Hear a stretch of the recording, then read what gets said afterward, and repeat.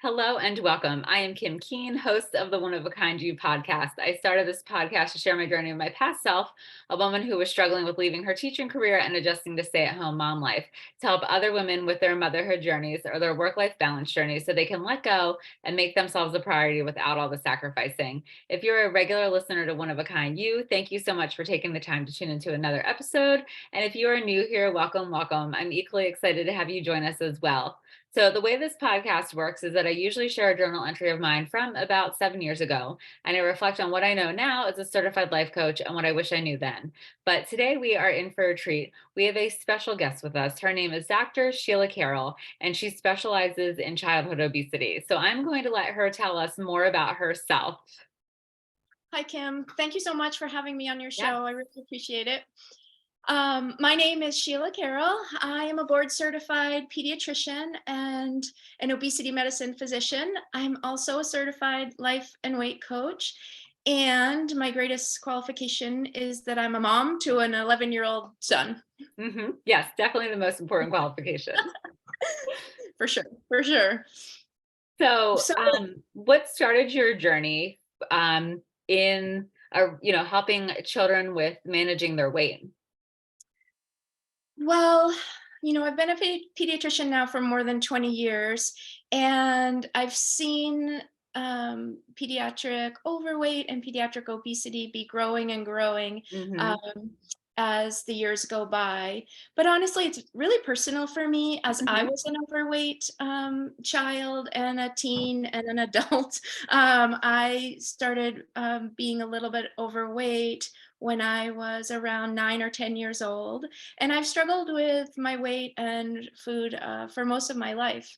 Um, and so, through medicine and through my training and through just my life experience, I'm in my mid 50s now. And looking back, and now I have my own child.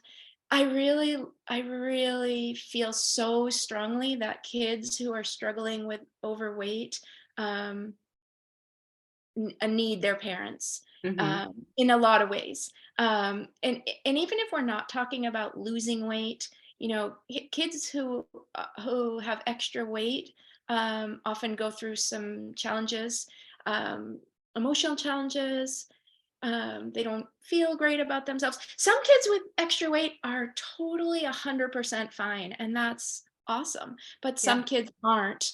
Hmm. And so, you know, I have really started to focus on helping parents figure out the best way to help their individual child Hmm. because it's so individual what everybody struggles with. There's no one size fits all, prescription that's going to cure things for people. It's super individual, and I know that parents want to be there for their kids and want Hmm. to help their kids, and sometimes there's a gap of like, I'm not sure what to do. I don't know how to talk about it. I don't know what to say. I don't want to say the wrong thing. And then there's so much confusing information about what we should be eating, what we shouldn't be eating, and it's a lot out there. So I really feel for the parents and the kids. Yes. So, and I have a lot of hope because, I don't think that I think the last time I checked, which was pretty recently, I think they say about 35%, 30 to 35% of kids in America are considered overweight or obese. So that's one in three.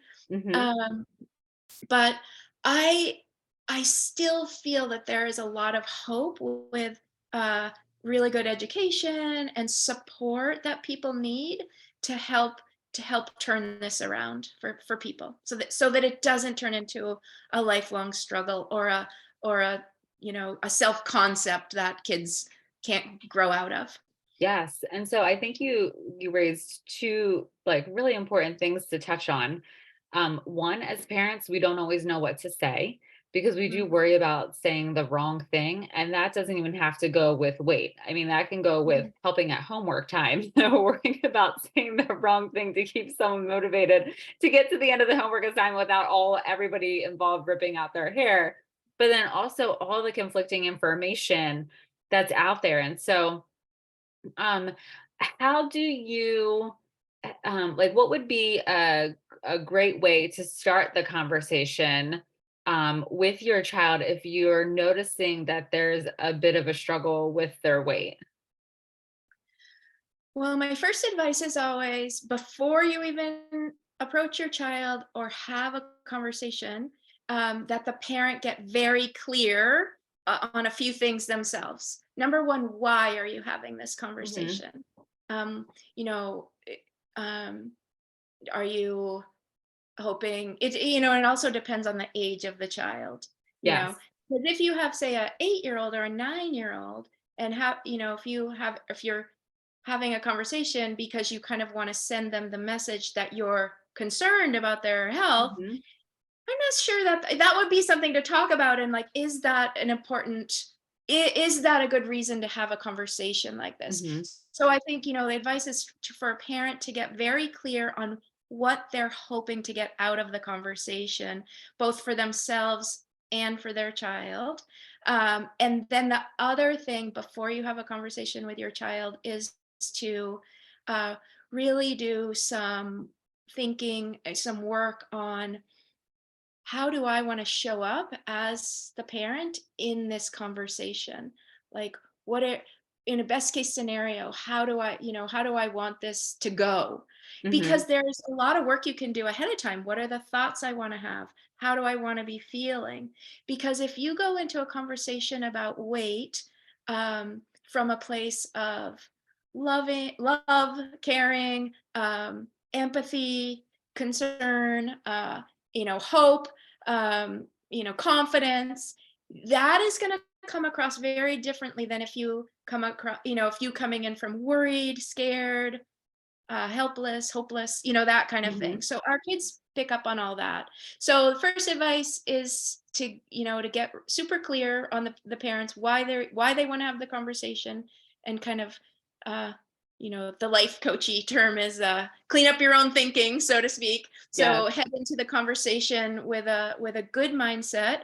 Um, and if you've decided that you do think it would be beneficial to have a conversation, two things I always recommend framing it around health and Hmm. not around weight. Weight can actually just be left off the table, honestly, unless your child brings it up, because it's such a hot button word and topic. And really, what we're really talking about is health in general, Hmm. anyways. So, weight as a marker of health, but really, you could start the conversation saying first asking for permission to, hey, I've been wanting to talk about our health, your health, my health, our family's health. Can we have that conversation now? Would now be good, or can we have it later? And then kind of just honoring what your child says with regard to that. Um, and then, yeah, focusing it on the health.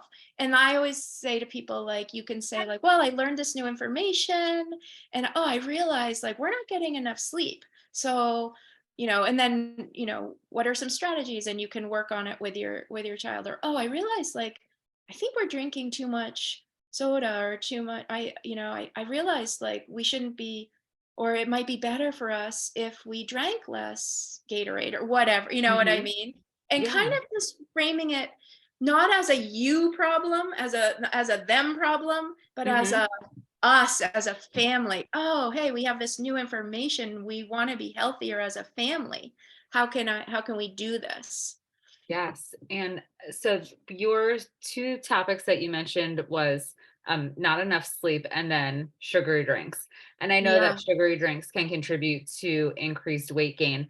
Um, when you are working with families, are you able to tell if it's mostly diet related that's causing the increase in the weight gain, or is it a combination of diet and lack of sleep and lack of movement? I guess what I mostly see, honestly, is the food choices Hmm. that we're making, um, which is the water we're swimming in this culture that we have. The processed food Yes. environment, the highly processed foods. with all of the added sugars. I Mhm. don't think we'd be facing this same overweight crisis or overweight epidemic if we didn't have processed foods. Yes. If we were only able to buy, whole, unprocessed, real food, we would not be in the situation we're in. Yeah. Um, so I think, I think it's food choices that start everything off. The other Mhm. thing I want to say is that it's also been my experience very clearly that some kids and some people just gain weight more easily than Mhm. others. And I know that was true in my family. I gained weight more easily. I have two sisters, or I have three sisters and one brother, but one of my sisters never gained weight. She's never had a weight problem her whole life, and she's, all the things. And so I think how I say it to people is like, you end up with brown hair or blonde hair, or you end up being 6 feet tall or 5 feet tall. You end up being a person who gains easily, Yes. or you end up being a person who doesn't. And Yes. unfortunately, in the past, how that's been labeled as, oh, it's the person who gains easily. Oh, it's their fault. Mhm. They're doing the wrong things. They're too what all the bad words, all the negative, all the stigma that goes along with that.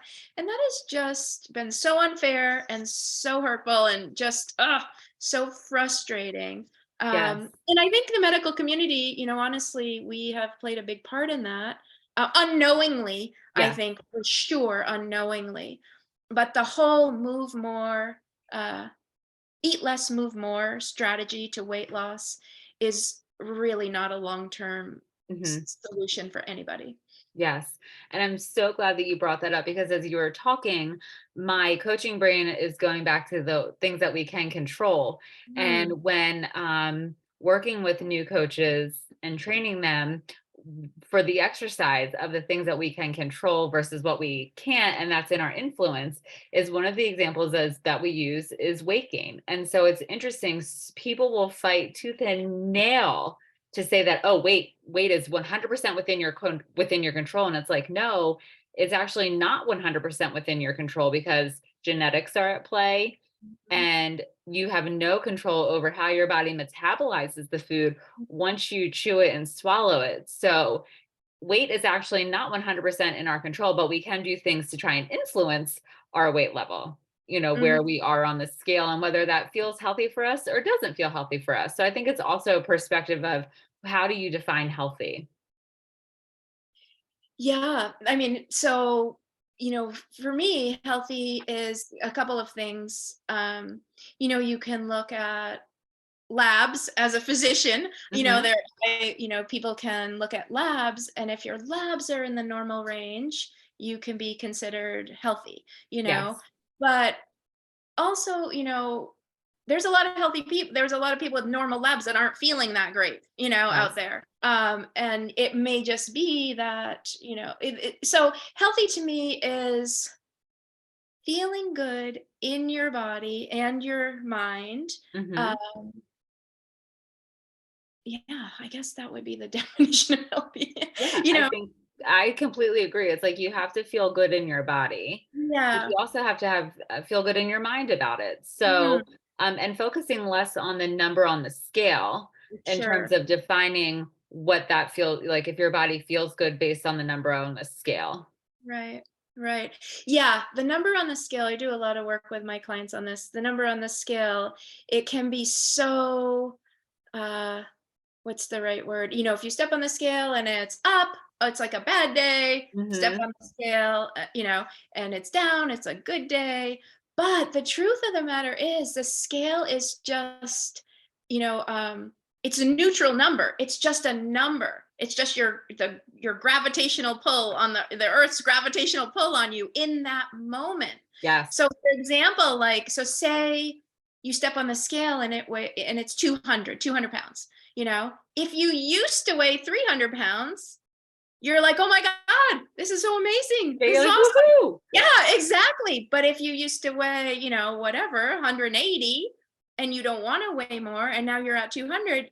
So my point being that the number is just a number, and it's how you choose to think about it that's important. And Yes. that's what creates the feeling. Your Mhm. thought about the scale creates how you feel about it. Absolutely. And so, um, do you find that you work primarily with teens that are struggling with weight, or do you also work with younger kids as well? Well, when I was in my office, when I was doing clinical medicine, I would see all kids. I mean, Uh-huh. even really young kids are struggling with overweight these days. But now, in my work as a coach, I'm only coaching parents. I'm Oh, coaching okay. parents of kids who are struggling with overweight. Mhm. And this goes back to the reason why I coach the parents um, is because their sphere of influence is so big and so strong and so powerful on on the kids. It's honestly a much bigger bang for your buck. Mhm. People used to bring their little kids 8, 9, 10 years old into the office to see me, and we're having a conversation and we're talking about sugar, and and I can tell, they're 10 years old. Yes, they want those They are sugary just things. they're like, I love sugar, what are you talking about? They're like, "It can't be bad, it tastes so good." They're like, "Oh, yeah," and you can, and I, most of the time I was trying to really provide education to the parents, but sometimes I think that at that point, if we're really focusing, if the parents bringing the child in, there might not be that full connection. Like, oh, there's a lot I can do as the Mhm. parent. Yeah, it's So, almost like yeah, they want you to say to the kid, like, "See, you're not eating healthy, and I told you if you didn't yeah, eat your vegetables, you were gonna get fat, and so now yeah. the doctor is telling you because you didn't wanna listen to me," kind of thing. Yeah, and it doesn't help anybody. It doesn't Yeah, help the child. Children cannot change. right. Um, they can change. Of course they can change, but what I Yes, mean yes, is they can't change themselves. The right. reason we need, like, this part of our brain up here, our prefrontal cortex, like the CEO, the thinking part of our brain, which, that's not completely developed in a Mhm. person until you're like 25, 26 years old. So Right. this is kind of where you can set goals and do all of the things that you need to do to achieve those goals. Like, for Yes. example, I'm trying to explain this to my son, for example, like with him doing his homework or choosing, healthy foods. And I say, well, his name's Theo, and I'm like, well, future Theo will be super happy. Theo 2 days from now is going to be super happy that you did that homework now, Yes, and then and then he's like, Mom, I don't care about future Theo. yes, and then that's the truth, and it's so funny 'cause, my daughters are kind of the same way, and I'm like, "But you should care. But Your future self they're will thank ready. you." He can't even think past 10 minutes from now, on, Right. what I mean? So, us trying to educate and support kids through a weight loss journey is is swimming in the wrong upstream, the wrong direction, underwater. Mhm. I don't even know. It's not it. They just can't do it. They want to do it. So, Yes. it's so lovely the kids would come to the office and they're so earnest and they're so, okay, okay, I'll eat more vegetables, and oh, I'll go to the gym is what they would say. Yes. And I'm like, "You're like 8 years old. I don't think they let you." Well, a lot of the gyms now have kids' rooms so that you can Oh, pop yeah. your kid into the kids' room while Yeah. you go work out. And so they Yeah. have, the treadmills that are hooked up to the video games, and you can Oh, well, only that's power the good. video game through the movement of the treadmill. So the more you walk on the treadmill or the more you ride the stationary bike, it gears up your TV for your video game. The second you stop Oh. pedaling, it shuts down. And you only get the TV back on when you start the movement again. So the kids start bringing a friend to be like, "Hey, could you pedal Yes. for me while I?" Right, I'll do the controls, but you do the pedals. Yeah, exactly, Yeah, exactly. yeah. Yeah, so I have just found, um, helping parents help their kids is way more effective. And even with teens, our teens are going out, driving, or going to the store, making Hmm. their own decisions. So it's different for a parent of a teen than it is for a younger child where, you're buying all the food, they're eating at home mostly, that kind of thing. But parents of teens can still make a huge positive influence on their teen, and the way to do that is um, by providing them the education that they need, fostering intrinsic motivation skills in the Hmm. child. And so that when the child, it's kind of the same things we already do for like drug use or Yes. alcohol use. Like we know eventually they're going to be out on their own and making their own decisions. And so if parents really work with like healthy habits and supporting their kids in the child connecting their actions and the results, like, oh look, you went to bed at 11 instead of 1 for 3 Hmm. nights in a row, and look, and you're saying you feel amazing. Let's make that connection. And so it's the same kind of thing, but parents of teens can really help their teens, and teens who are struggling with weight really need their parents. They need that connection, they need that support. I think kids of all ages use their parents as like a mirror. Yes. You look in your parent, my son looks at me, and how I reflect him is how he sees himself. So Hmm. if I'm reflecting back worthiness, valuableness, all of the positive things, and and that doesn't go away when you're a teen. Teens see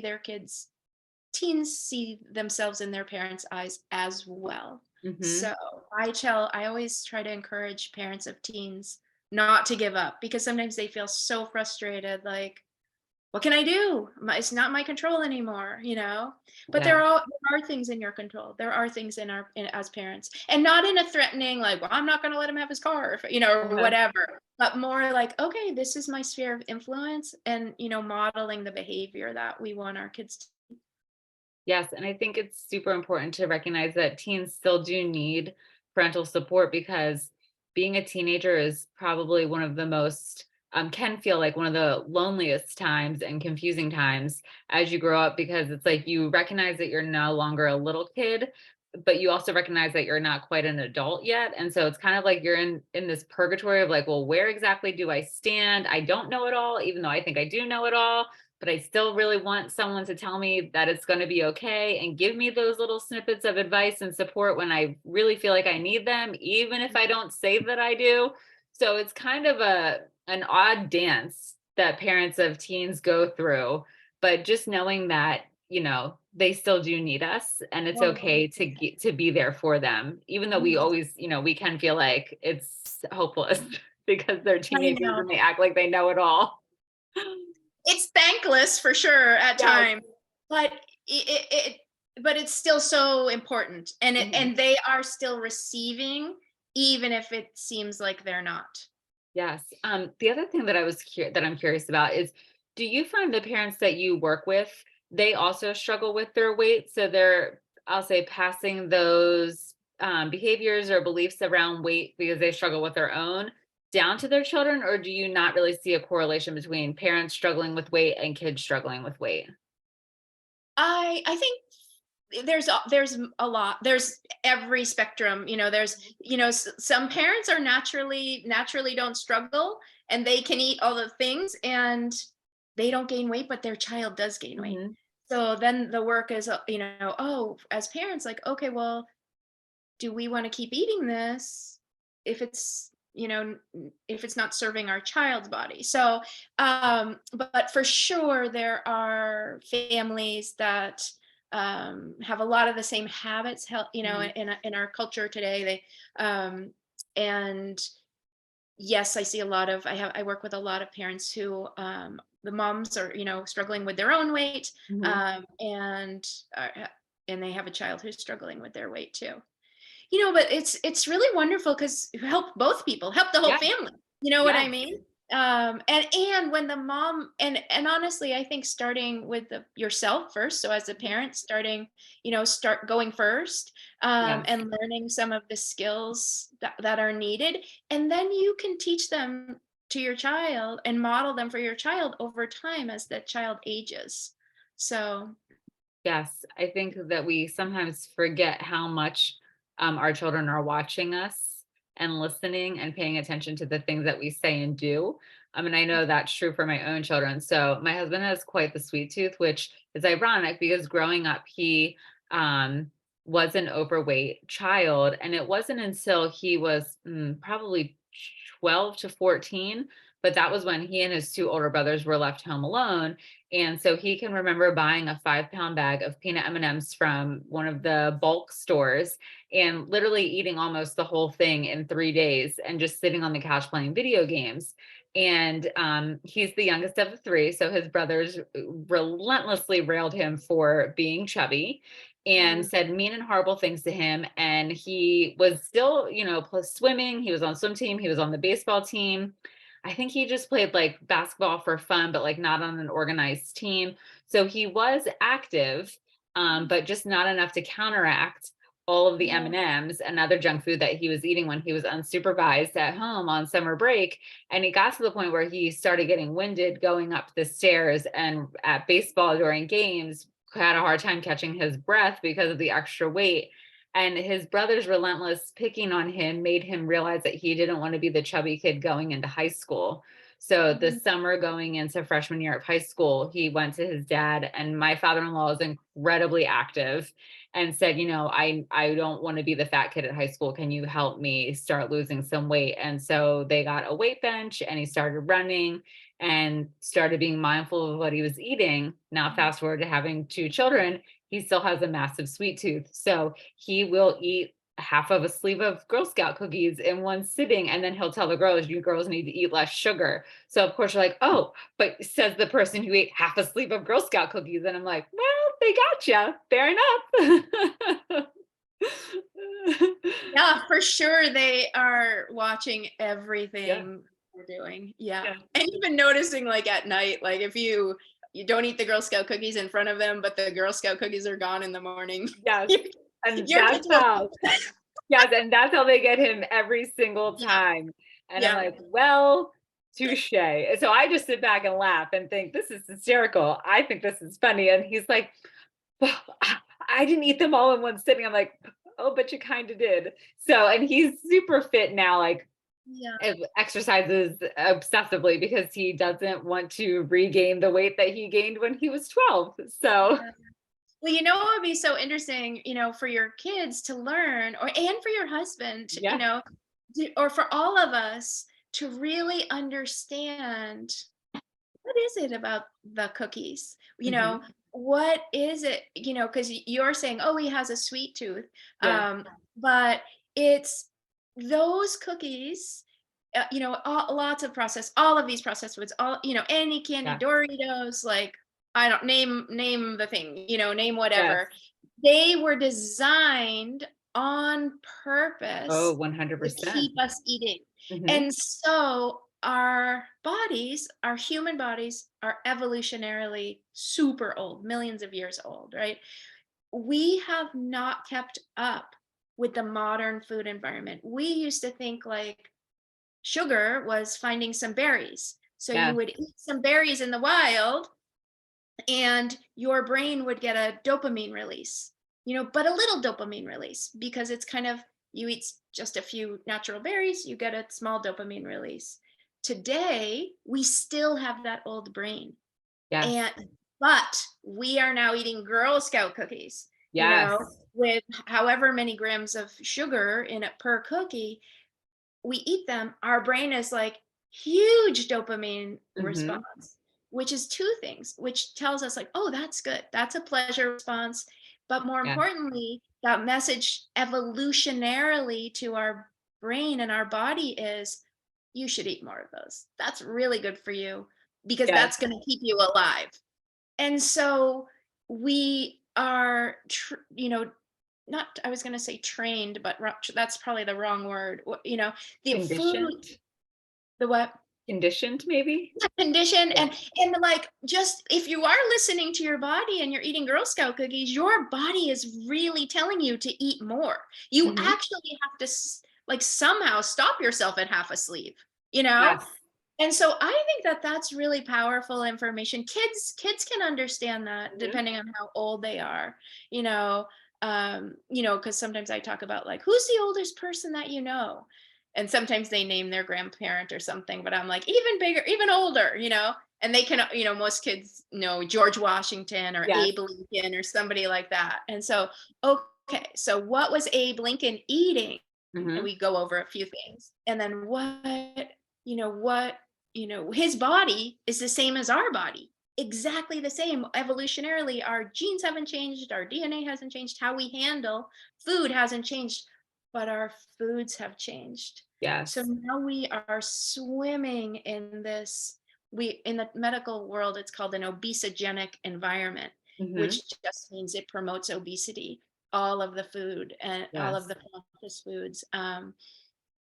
So that is not going to go away anytime No. soon because of all the money involved. Mhm. Yeah, Um, the food industry is a like a billion-dollar industry, so oh yeah, it's really challenging when you really read about it and learn about it, and yes. it's so disappointing and disheartening. Um, the same people who are making the food guidelines are also subsidizing, like, the corn industry, which Yes. I'm all for supporting the farmers, but that corn gets turned into high fructose corn syrup, which then makes soda super cheap, Yes. So we have the same people writing the guidelines for healthy food. Yeah. And it absolutely makes no sense. So knowing that's not going to change anytime soon, the only thing people can do is get educated and kind of stand up and make your own personal choices. Yes. And it doesn't mean you have to, say, never having Girl Scout Mhm. cookies. We're not, or I'm never buying processed food, but Yeah. understand that what you are buying, how it's affecting your body, Mhm. and if you don't like that, then you have to go back and make different choices. Yes. And then, even to make different choices, you need to understand your thinking and feeling to Mhm. help you really make those choices. Yeah, I think Yeah. the other part that can be disheartening is that, um, the foods that most people have access to are the foods that are the most unhealthy because of the price point, and especially now with the increase in food costs and things like that. But if if you want to get an organic banana, which I've heard that there's really nothing, no difference between the organic banana and the non-organic banana. I don't know how true that is, but um, or if you want the gluten-free option of something or the option that doesn't have the high fructose corn syrup, you're paying double or triple the price. And so that sometimes is beyond someone's budget. So it's like you have to work with what you have access to. But I Mhm. think just the education piece of knowing um, truly what's in it. And so just this quick example. So my mom is someone who struggles with her weight and always has. And she really does want to make good food choices, especially for her grandkids. And so she was so proud of herself. She was like, look, I bought fruit pops in the summer. She was like, and they're made with real fruit because on the front of the box it said made with real fruit.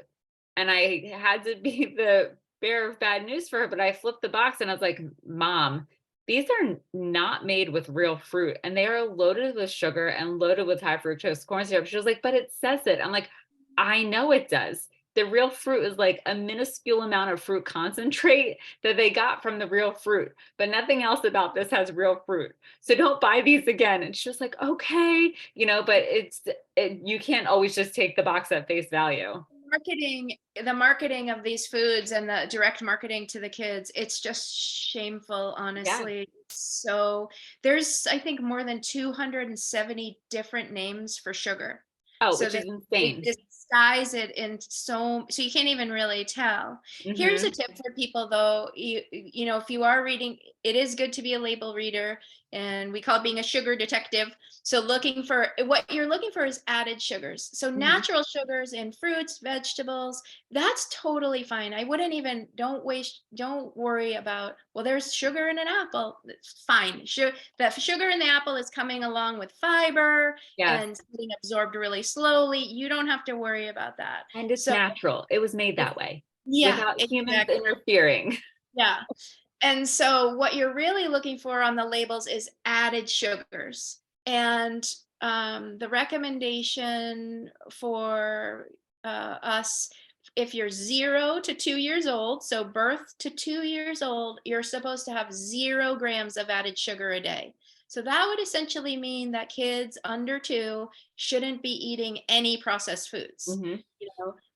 All of those little puffs and nummies, whatever that kids chew on, parents should be reading.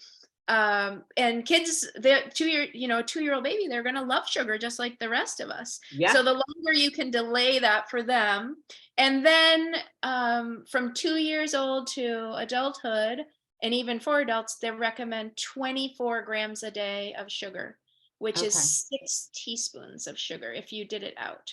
Which Four is not teaspoons. that much. It's not that much once you start looking. Like, I think, like I looked at a Gatorade over the weekend. It had 39 grams of sugar in one bottle of Gatorade. But Yeah. I looked at a Mountain Dew and I think that had 69 or 79. Some Whoa. insane amount. Yeah. Yeah. Yeah. But if you scoop out, if you went to your cooking where you keep your white sugar, and you scooped out 6 tablespoons and made a little mountain of that, you'd be like, oh, I'm eating that much. That's probably the minimum. So Yes. it's kind of a fun. My son did not like it when we did it, but I thought it was No. kind of fun. Was like, we took some of our favorite foods and we looked like, oh, spaghetti sauce has a lot of hidden sugar. Mhm. Ketchup, his favorite barbecue sauce was like, oh my gosh, so laden with sugar. It was unbelievable. He was Yeah. like, Mom, stop. I don't want to see it. Yeah, he's like, I don't want to know because that's Yeah, my one pleasure in life is my I barbecue sauce. know. Don't I take this know. from me. But you can, there are, so make substitutes, make Mhm. swaps. There is sugar-free spaghetti sauce that tastes delicious. Paul Newman's brand is so good. We just had that tonight. There's, so you just have to do a little detective work, and if, like my son, we still have the barbecue sauce he likes Yeah. because, you know, I'm not that cruel of a mom. Right. But I think too, restriction can lead to wanting it more. So Yeah. my younger brother, my stepmom was a real stickler for how much sugar they had. They're substantially younger than me. And she would get so irritated with the one because um she would find candy wrappers in his pockets when she would go to do the laundry, and she wouldn't even know where the candy was coming from because she hadn't purchased it, and he was in elementary school, so Yeah. she couldn't figure out where he was getting the candy from. But apparently he had candy stashed from Easter baskets, Halloween, Valentine's Day baskets. I mean, he was good, and he, I guess, was trading things at school, kids for their candy, and Yeah. he still is relentless with the sugar. And I think that's partly because, I mean, he's in his mid 20s. And I think that's because it was restricted so strictly for him Yeah. growing up that now he's like, gorging himself Yeah. on this sugar. So I think Mhm. moderation is key. Yeah, for sure, for sure. And I think, real freedom, like peace and freedom around food, comes when you really realize that you can choose to eat, especially like your brother, this guy, he's 20 something now, right? Yeah, He's an adult. He he can is. choose to eat whatever he wants, you know? And but understand you're incurring the downstream effects of that choice. Yes. So go ahead, make your choice. Yes. That's fine. But also know that, okay, even if you're not having a weight problem right now, all of that sugar metabolically for your liver, for other part inflammation in our body, it's not healthy for us. It's not Yes. healthy for people. Yeah. So real freedom is Oh, I know I can eat that. I'm just Hmm. choosing not to because I don't want the negative effects it's gonna give me, you know? Yeah. Or if you're, like, at a special whatever, or if one day Yeah. you're like, "Yeah, I know eating whatever, a peanut butter cup is not great for me, but you know what? I'm having a peanut butter cup." And then just deal it, you know? So that's what we talk about, like, real freedom around food is Yes. it doesn't control you Yes. and nothing triggers you. You're not on or off a wagon, you're Yes. just you fully understand, like, your food choices, how they affect your body, and how to emotionally handle, you know, everything that comes along with food choices. Yes, and no, and like, my stepmom never restricted them with like ill intent. It was for their Right, best right. interest, Yeah, but didn't think about, how that might play out as they got older, even when they were younger with the sneaking and the hiding of the sweets. And so I think that's also an important thing is like, we have to think about the long-term effects of the food that we're eating, but also some of the strategies we kind of have to play that out long term as well. So then we don't have that parent guilt of like, oh my gosh, I totally messed up my kid and now I'm the worst parent ever.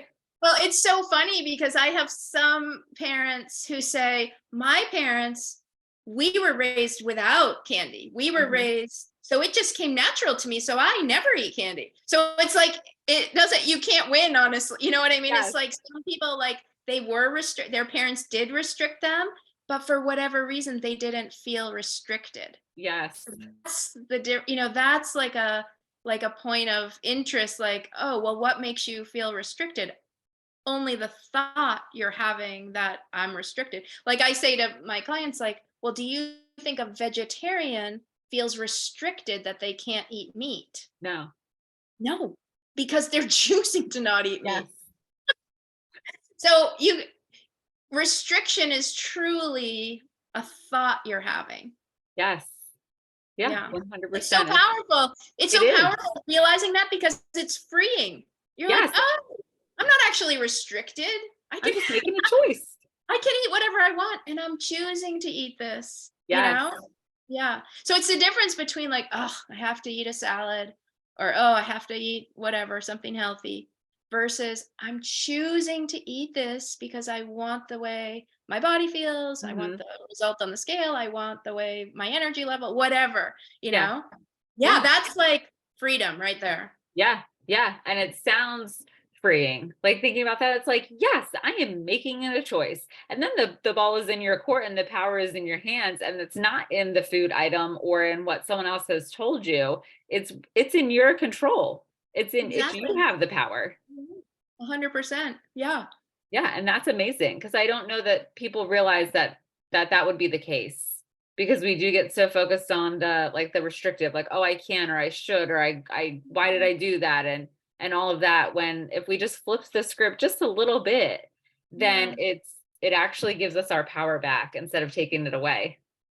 And that's what coaching did for me because I used to not understand that myself, and I think that that's a lot of diet mentality and diet Yes. industry is, Yes. here's what you're supposed to eat and you don't have a choice and follow this plan. But through coaching that I got myself several years ago, I realized like, oh, it is a choice. And Yeah. when you like it's honestly like anything we do in our as a grown up, anything we do in our life is a choice. Even Yes. taking care of our kids, you Yes. know? If you didn't take care of your kids, there would be repercussions, you'd probably whatever, might not end up in custody of your kids, but it is Right. a choice on a daily basis to take care of your kids. So when we tell ourselves, I have to do this, I have to do that, I have to do that, the only person that really that just makes the experience uncomfortable and negative for us versus Yes. I'm choosing to do whatever it is, then Yes. you're empowered and free. Yes. Like, that's my Yeah. take home tip for everybody. Yes, I love it. Free yourselves. Yes, for yourself So, so as we wrap up, if there's a parent who is thinking like, oh my gosh, we're struggling in our house with weight, not just, maybe their child, but maybe with themselves. Mhm. What is the one thing that they can do? And maybe this is a loaded question. Maybe it's not so simple as what's the one thing? Mhm. But what is something that they can do to start the journey to make healthier choices? I guess the big picture thing would be focusing on overall health and well-being and Hmm. not a number on the scale for yourself, even as an adult, you know, because if you're feeling really good and you're, getting, moving around, sleeping well, doing lots of things, and you say, for example, these are just random numbers, but you're Hmm. 175 pounds. But in your mind, you're like, but I should be 150 pounds. If Yes. you're letting that number ruin your days or bring you down, or, so I think dropping the actual numbers, but focusing on health, and also spending some time thinking, how do I want to feel? And Hmm. how do I want to live my life on purpose? What kind of, what kind of foods do I want to eat? What kind of movement do I want to have? And so kind of like just taking the time, like zooming way out, and how do I want to be on purpose? Hmm. Because you can create that for yourself. Yeah, 100%. And I love the on purpose piece because I think so often we get stuck in autopilot mode, especially as I feel like life moves faster because there's this pressure to have kids enrolled in so many after school activities. And then you as a parent have so many things to do. And I heard on a radio trivia, and I'm probably going to get the statistic incorrect, but it was pretty shocking. It was like only 10% of families actually sit down and have dinner together only one night a week, or something crazy like that. So, like, we've gotten away from having the communal meal where we're sitting down as a family and we're relying more on fast food and takeout because we've overscheduled ourselves without realizing necessarily that we've done it, or we do that because we feel like if we don't have our kids and all the things, then we're going to be looked at as like a bad parent or whatever the case may be. And so I think that on purpose piece is so key.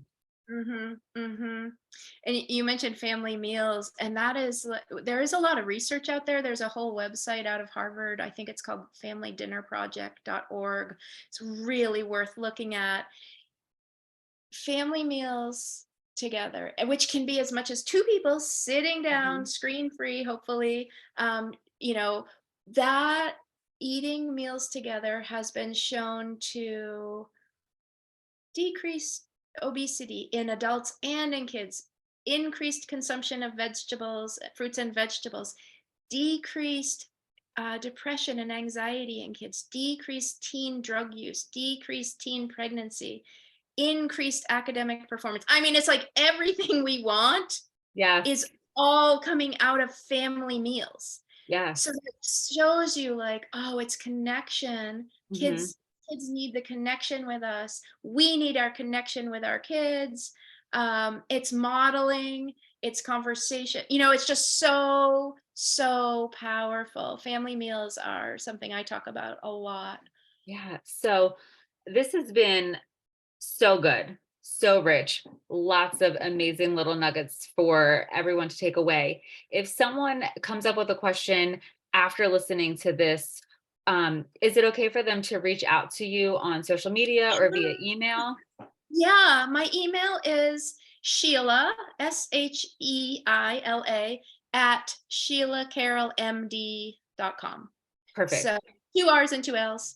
But Perfect. yeah, email me. I do have on my website, which is SheilaCarroll.com. If people are interested in some free information, well, I have a blog that I'm trying to provide information on. Yeah, And also, I created a free handout called 10 Simple Steps to Help Your Child Achieve a Healthy Weight. And actually, family dinners is one of the steps, limiting perfect. sugar. Yeah. So, Yeah, those are be just some free resources. But happy if anybody has any questions, I'm happy to answer anything perfect. And anytime. all of the contact information for Sheila is in the show notes. So don't worry. If you're listening while driving, you don't have to try and jot down the email or the website. I have it for you. Just go to the show notes and click there so that you're not going through the internet rabbit hole of trying to find her. This has been amazing. And if you feel like you have a friend who would benefit from listening to this episode, please feel free to share because the more the merrier. It's been amazing. I feel like I've taken things away. From this podcast. My family and I don't really feel like weight is an issue for us, but I grew up in a household where I watched my mom struggle with her weight. And so I know how hard it can be when that struggle is there. And so this is just so rich and so powerful. So thank you so much for taking the time to chat with us.